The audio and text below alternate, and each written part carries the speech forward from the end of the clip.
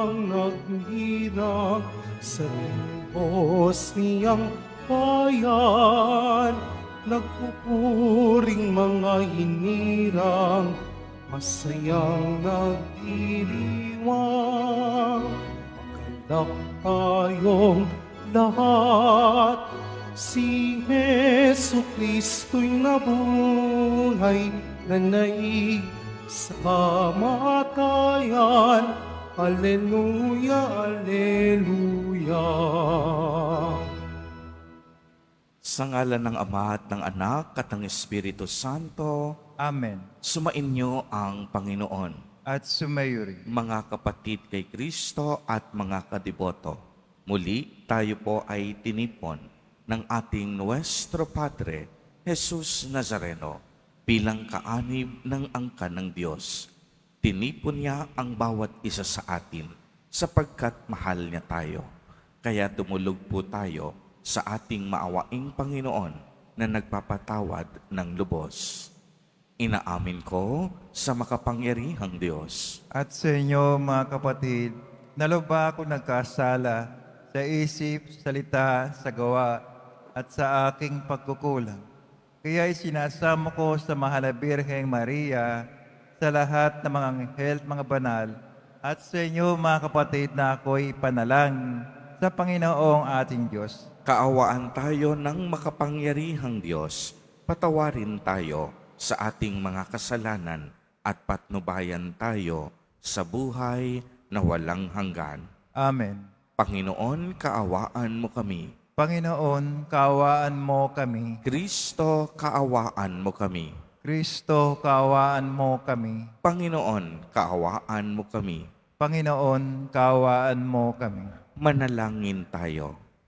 Ama naming makapangyarihan, gawin mong ang ginaganap naming Pasko ng pagkabuhay ay maisaloob namin at maisakatuparan sa pagtataguyod mo sa pamamagitan ni Jesucristo, kasama ng Espiritu Santo, magpasawalang hanggan. Amen. Magsipo muna lahat.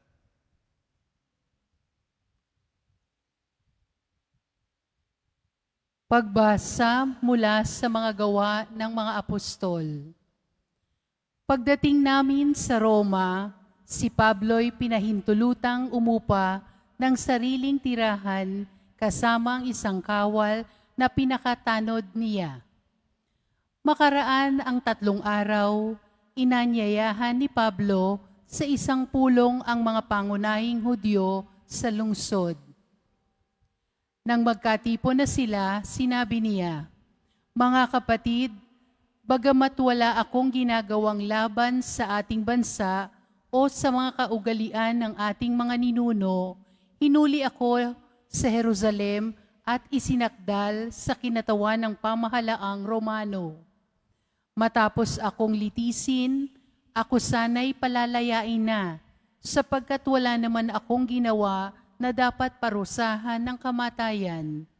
Ngunit tumutol ang mga Hudyo, kaya't napilitan akong dumulog sa emperador.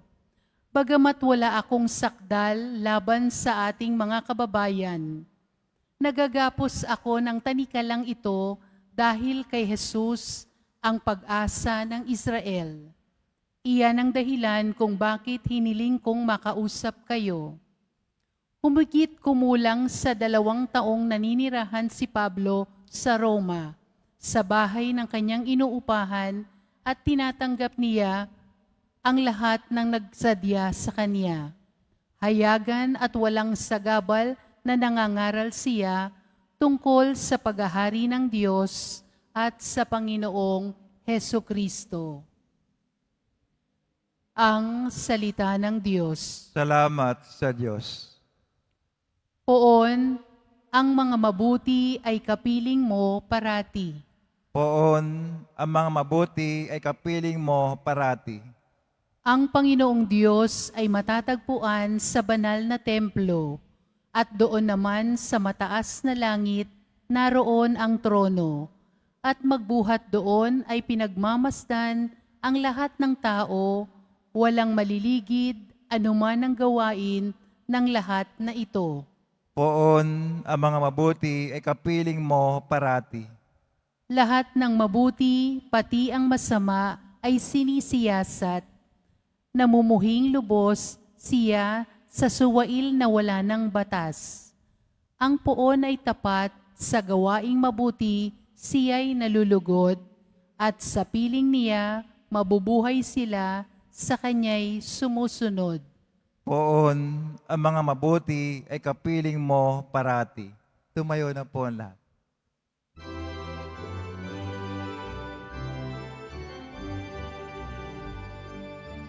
Hallelujah,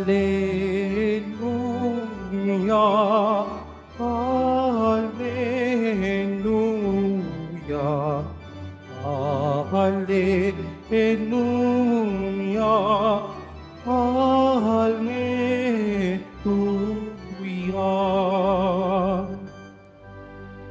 Espiritong susugo,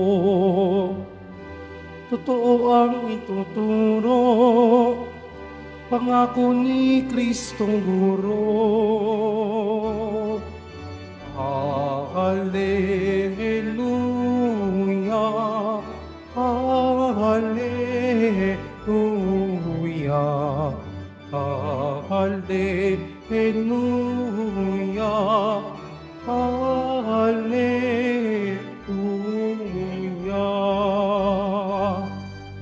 Sumainyo ang Panginoon. At sumayo rin. Ang mabuting balita ng Panginoon ayon kay San Juan. Papuri sa iyo, Panginoon. Noong panahong iyon, lumingon si Pedro at nakita niyang sumusunod ang alagad na minamahal ni Jesus. Yaong humilig sa dibdib ni Jesus nang sila'y naghahapunan at nagtanong, Panginoon, sino po ang magkakanulo sa inyo? Nang makita siya ni Pedro, itinanong nito si Jesus, Panginoon, ano po naman ang mangyayari sa taong ito?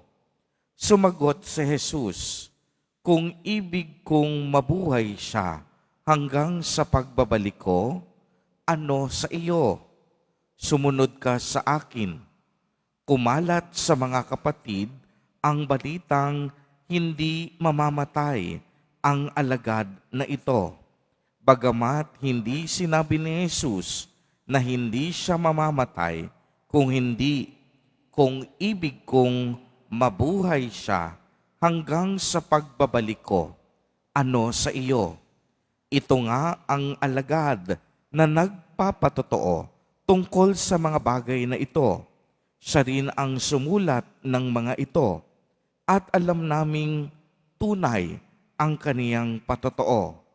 At marami pang ginawa si Jesus na kung susulating lahat, inaakalang kung hindi magkakasya kahit sa buong daigdig ang mga aklat na masusulat. Ang mabuting balita ng Panginoon. Pinupuri ka namin, Panginoong Jesucristo. Magsipo muna ang lahat. Magandang umaga po sa inyong lahat, mga kapatid kay Kristo.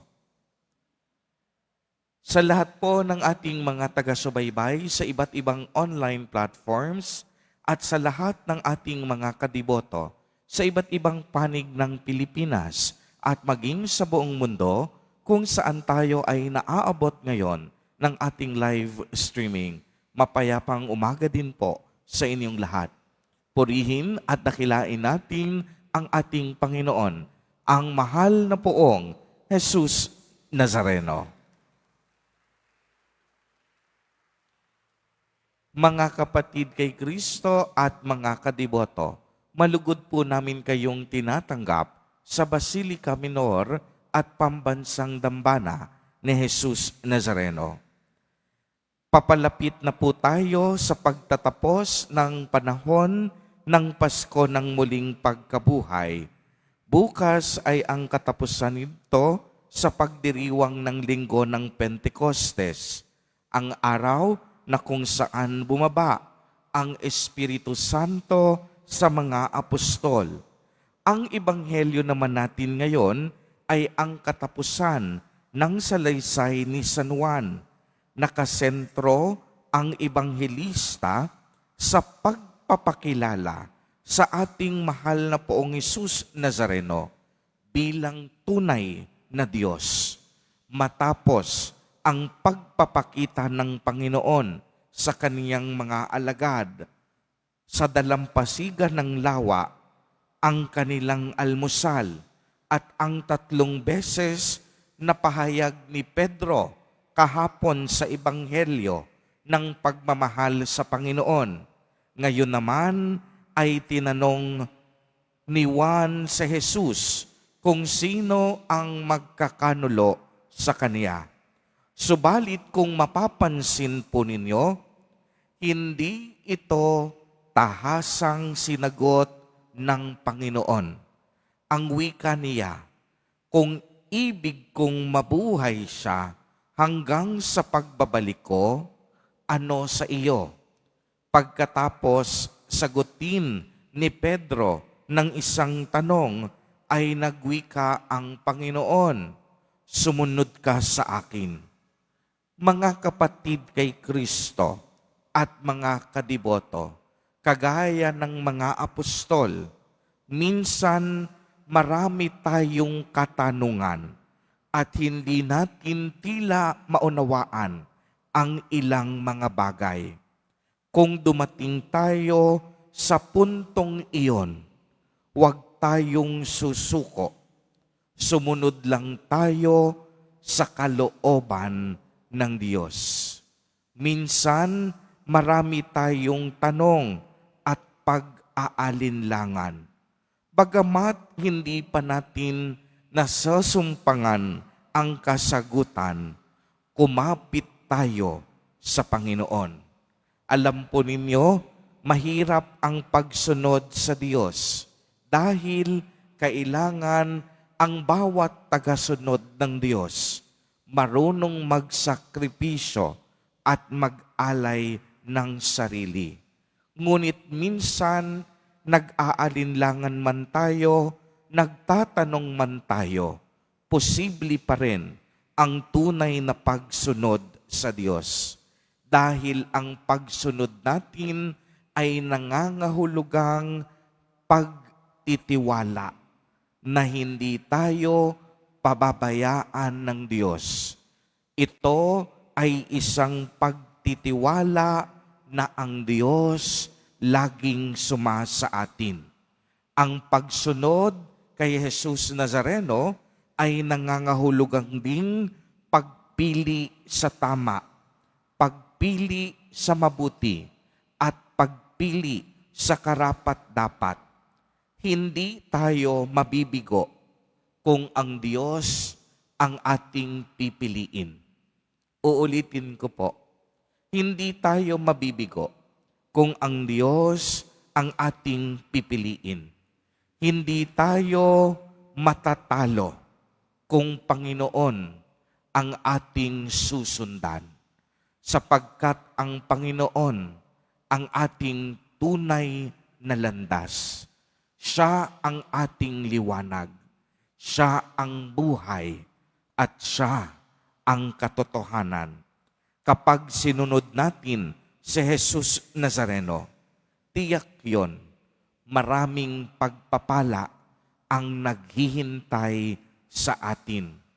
Pagagalingin tayo sa ating karamdaman, makakaranas tayo ng kaginhawahan at ihahatid tayo mismo ni Jesus Nazareno sa buhay na walang hanggan. Mga kapatid kay Kristo, ang paanyaya sa atin ni Jesus Nazareno, sumunod tayo sa kaniyang kalooban. Sumunod tayo sa kaniyang mga aral. Sumunod tayo sa lahat ng kaniyang mga utos. Amen. Purihin at dakilain natin ang ating Panginoon, ang mahal na Poong Jesus Nazareno. Tumayo na po ang lahat.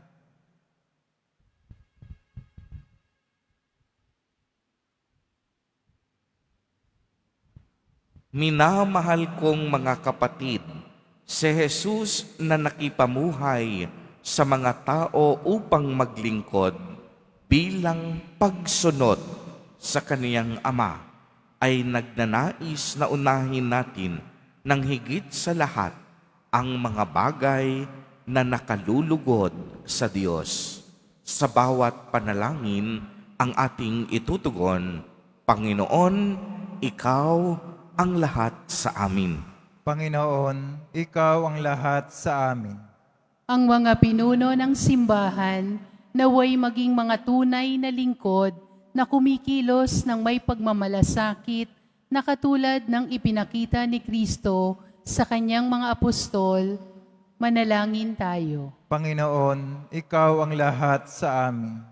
Ang mga pinuno ng pamahalaan naway maging tapat sa kanilang mga pananagutan at makatupad sa kanilang mga tungkulin ayon sa diwa ng pag-ibig at paglilingkod. Manalangin tayo. Panginoon, Ikaw ang lahat sa amin. Ang mga nagdaranas ng kahirapan naway tumanggap ng lakas mula sa banal na Espiritu Santo. Manalangin tayo. Panginoon, Ikaw ang lahat sa amin. Ang mga may karamdaman naway maunawaan na ang kanilang pagdurusa kung titiisin bilang pakikiisa kay Kristo ay maaaring maging biyaya. Manalangin tayo. Panginoon, Ikaw ang lahat sa amin. Ang ating mga namayapang kamag-anak at mga kaibigan naway magtamasa ng kapanatagan sa walang hanggang tahanan ng Diyos. Manalangin tayo. Panginoon, Ikaw ang lahat sa amin. Ama, binigyan ng iyong anak ng higit na pagpapahalaga sa lahat ang mga bagay na makalulugod sa iyo, kahit humantong pa sa kaniyang pagpapakasakit para sa sangkatauhan.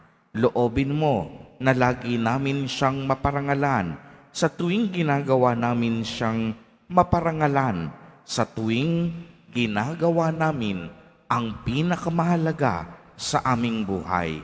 Hinihiling namin ito sa pamamagitan ni Jesus Nazareno na aming Panginoon. Amen. Magsipo muna ang lahat.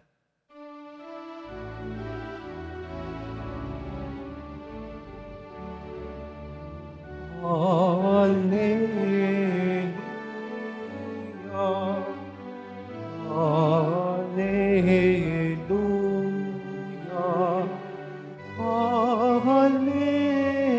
Hallelujah.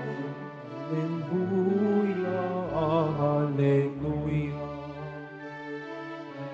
Ang lupa'y nayanig, ito rin ay tumahimik, ng ang puhon ay tumitig bilang hukom natin.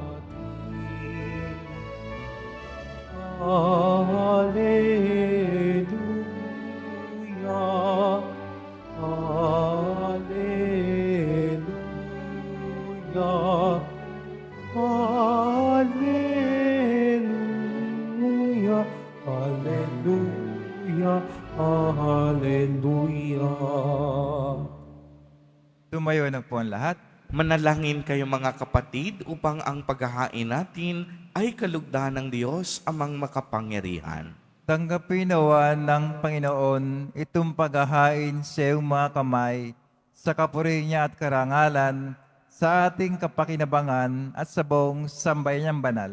Ama naming lumikha, sa banal na paghahaing ito, maihanda nawa ang aming kalooban sa pagdating ng Espiritu Santo na siyang ikapagpapatawad ng mga kasalanan. Iniluluhog namin ito sa pamamagitan ni Jesucristo kasama ng Espiritu Santo magpasawalang hanggan. Amen. Sumainyo ang Panginoon. At sumayo rin. Itaas sa Diyos ang inyong puso at diwa. Tinaas na namin sa Panginoon. Pasalamatan natin ang Panginoong ating Diyos. Marapat na siya ay pasalamatan. Ama naming makapangyarihan, tunay ngang marapat na ikaw ay aming pasalamatan. Ngayong ipinagdiriwang ang paghain ng Mesiyas, ang maamong tupa na tumubos sa aming lahat. Siya'y talagang maaasahan at ang katapatan niya sa pananagutan ay siyang bumago sa dating pamumuhay, sa sangkatauhang namihasa sa pagkasalawahan. Ang dangal ng tao ay ganap na itinampok upang mamana namin sa pakikipagkapatid kay Jesus. Kaya kaisa ng mga anghel na nagsisiawit ng papuri sa iyo. Nang walang humpay sa kalangitan, kami nagbubunyi sa iyong kadakilaan. Santo, Santo, Santo, Panginoon Diyos na mga hukbo, napupuno ang langit at lupa ng kadakilaan mo, o sana sa kaitaasan. Pinagpala na paririto sa ngalan ng Panginoon, o sana sa kaitaasan. Magsilod po ang lahat. Ama naming banal, ikaw ang bukal ng tanang kabanalan. Kaya't sa pamamagitan ng iyong Espiritu, ay gawin mo pong banal ang mga kaloob na ito upang para sa amin ay maging katawan at dugo ng aming Panginoong Jesucristo. Bago niya pinagtiis ang kusang loob na maging handog, hinawakan niya ang tinapay, pinasalamatan kaniya, pinagati-hati niya iyon, iniabot sa kaniyang mga alagad at sinabi, "Tanggapin ninyong lahat ito at kanin. Ito ang aking katawan na ihahandog para sa inyo."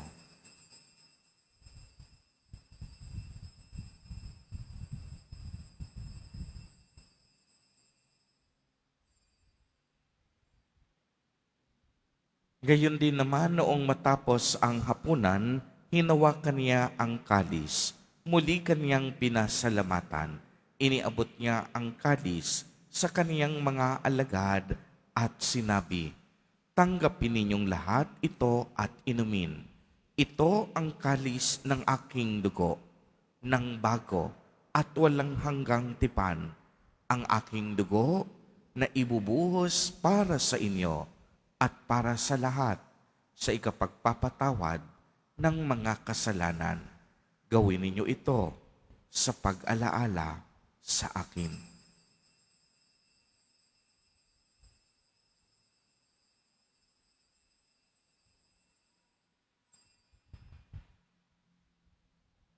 Tumayo na po ang lahat. Ang misteryo ng pananampalataya. Si Kristo'y namatay, si Kristo'y nabuhay, si Kristo'y babalik sa wakas ng panahon. Ama, ginagawa po namin ngayon ang pag-alaala sa pagkamatay at muling pagkabuhay ng iyong anak. Kaya't iniaalay namin sa iyo ang tinapay na nagbibigay buhay at ang kalis na nagkakaloob ng kaligtasan. Kami po'y nagpapasalamat dahil kami iyong minarapat na tumayo sa harap mo para maglingkod sa iyo. Isinasamo namin na kaming magsasalo-salo sa katawan at dugo ni Kristo ay mabuklod sa pagkakaisa sa pamamagitan ng Espiritu Santo. Ama, lingapin mo ang iyong simbahang laganap sa buong daigdig. Puspusin mo kami sa pag-ibig kay isa ni Leon na aming Papa at ni Jose na aming Obispo at ng Tanang Kaparian.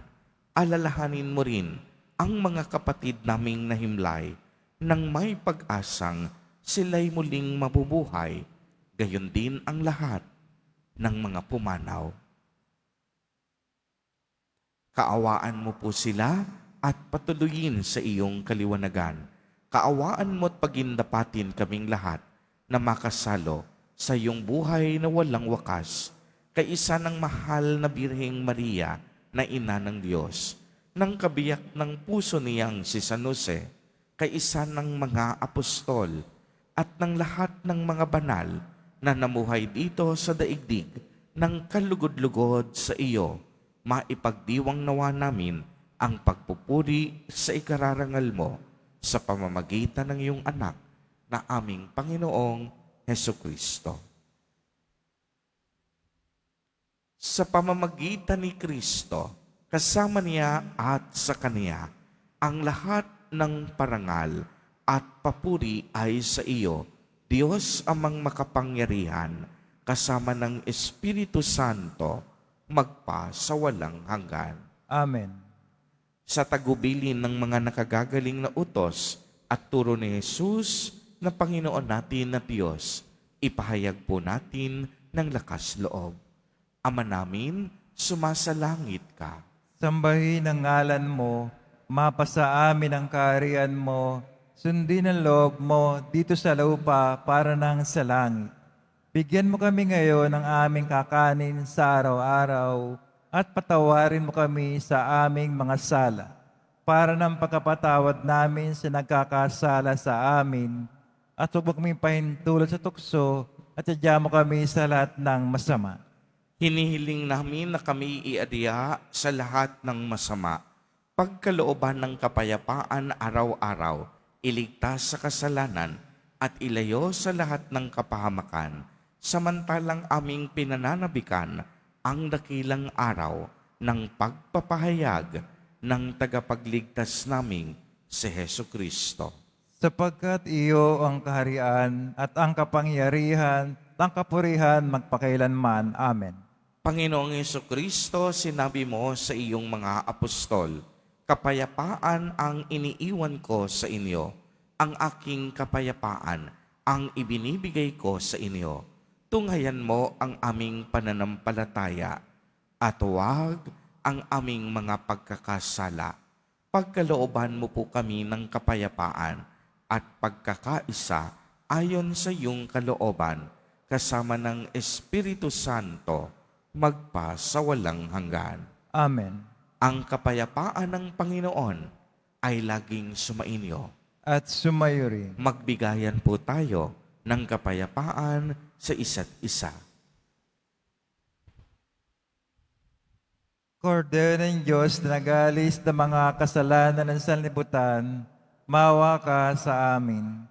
Kordero ng Diyos na nagalis ng mga kasalanan ng sanlibutan, maawa ka sa amin. Kordero ng Diyos na nagalis ng mga kasalanan ng sanlibutan, ipagkalabas sa amin ang kapayapaan. Magsilod po ang lahat.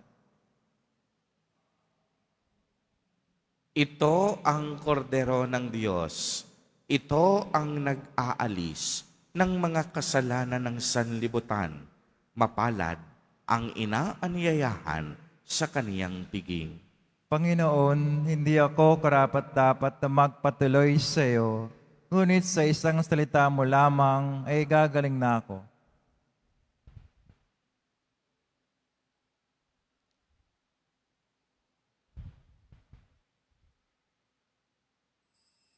Para sa lahat ng tatanggap ng banal na komunyon, sasagot po tayo ng Amen, pagkasabi ng pari o lay minister ng katawan ni Kristo, at isubo agad sa bibig bago umalis sa harapan ng pari o lay minister.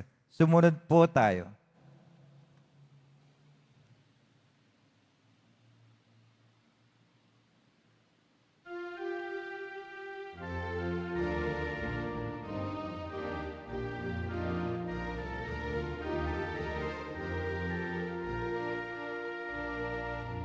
Si Kristo ay nabuhay. Hallelujah. Lubos ngang nagtagumpay. Hallelujah.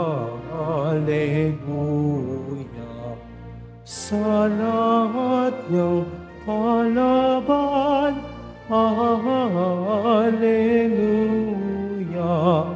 Magalak at magdiwang. Hallelujah.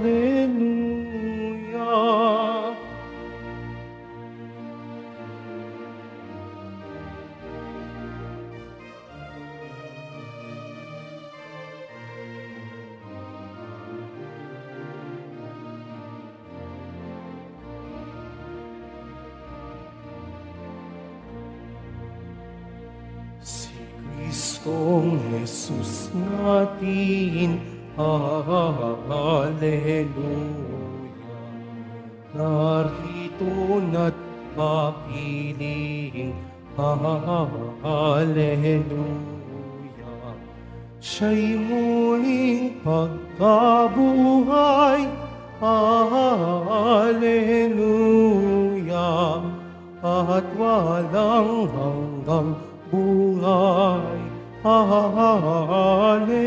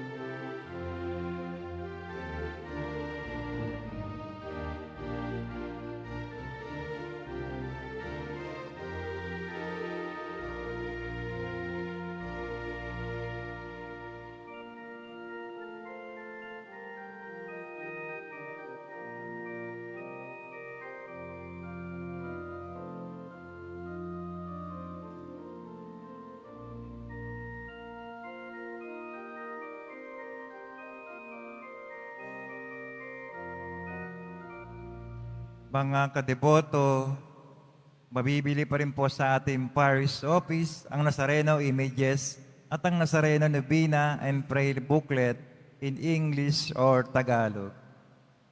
Pagkatapos ng misa, wiwisikan po ang lahat ng banal na tubig. Pinakikiusapan ng lahat na manatili lamang muna sa inyong mga lugar. Tanging sa Quezon Boulevard o sa plaza sa naman lamang ang labasan ng lahat. Sumunod po tayo. Maraming salamat po sa inyong pagdalaw at pagsisimba sa Basilica Menor at Pambansang Dambana ni Jesus Nazareno. Tumayo na po la. Manalangin tayo. Ama naming mapagmahal, pahintulutan mong sa aming pagdalangin, kaming itinawid mo mula sa luma patungo sa bago, na dulot ng banal na salo-salo ay makapagbago nawa sa aming kalooban sa pagsisikap naming ang lumay talikdan sa pamamagitan ni Jesucristo kasama ng Espiritu Santo magpa sa walang hanggan. Amen.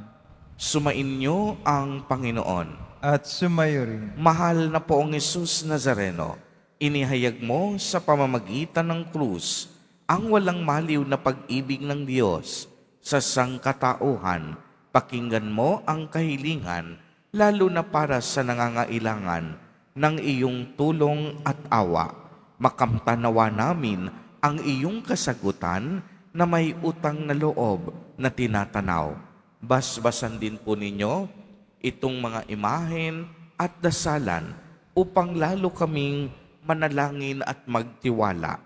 Sa pamamagitan ng bendisyon na ito, naway lalo kaming maging mapaglingkod, masunurin at tapat sa iyo na aming maluwalhating Panginoon, magpa sa walang hanggan. Amen. At pagpalain po kayong lahat at ng inyong buong pamilya ng makapangyarihang Diyos, Ama, Anak, at Espiritu Santo. Amen. Humayo kayong taglay ang pag-ibig at kapayapaan ng poong Jesus Nazareno. Salamat sa Diyos.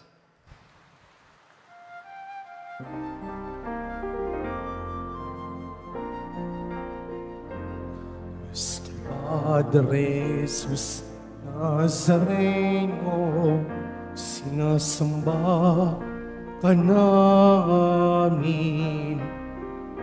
Pinipinto ka namin, aral mo ang aming buhay at kaligtasan. Nuestro Padre Jesus Nazareno, iligtas mo kami sa kasalanan. Ang krus mong kinamatayan ay sa isang ng aming kaligtasan. Nuestro Nuestro Padre Jesus Nazareno, dinarangal ka namin. Nuestro Padre Jesus Nazareno, ninuwalhati ka namin. Nuestro Padre Jesus Nazareno, dinarangal ka namin. Nuestro Padre Jesus Nazareno, inulwalhati ka namin.